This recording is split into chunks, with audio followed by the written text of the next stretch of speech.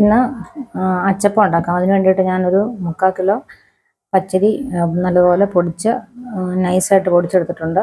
അതിൻ്റെ അകത്തേക്ക് ഒരു 1/2 ഗ്ലാസ് പഞ്ചസാര പൊടിച്ചത് ചേർക്കാം.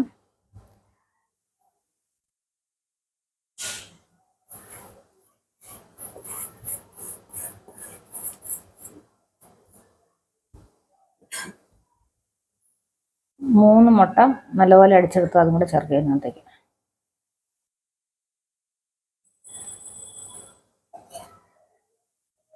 ഒരു തേങ്ങയുടെ പാലെടുത്തിട്ട് കുറേശ്ശെ ഒഴിച്ച് നല്ലപോലെ ഇളക്കി ചേർക്കാം. നമുക്ക്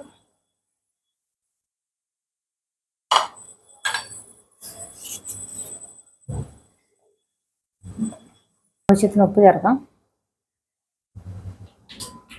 അതിൻ്റെ കൂടെ 2 സ്പൂൺ കറുത്ത എള്ളും കൂടെ ചേർക്കുകയാണ്. എന്നിട്ട് നല്ലതുപോലെ ഇളക്കി യോജിപ്പിച്ച് അതിൻ്റെ കട്ടയെല്ലാം നന്നായിട്ട് ഉടച്ചെടുക്കണം. എന്നിട്ട് ഇഡ്ഡലി മാവിൻ്റെ പാകത്തിന് കുഴച്ചെടുക്കണം. നല്ലതുപോലെ ഇളക്കി യോജിപ്പിച്ച് ഈ പാകത്തിന് ആക്കണം. അത് കഴിഞ്ഞിട്ട് ഇനി ഒരു 15 മിനിറ്റ് നേരം റെസ്റ്റ് ചെയ്യാൻ വയ്ക്കും. അതിന് ശേഷം നമുക്ക് അച്ചപ്പം ഉണ്ടാക്കിയെടുക്കാം. 15 മിനിറ്റ് കഴിഞ്ഞു. ഇനി നമുക്ക് അച്ചപ്പം ഉണ്ടാക്കാം.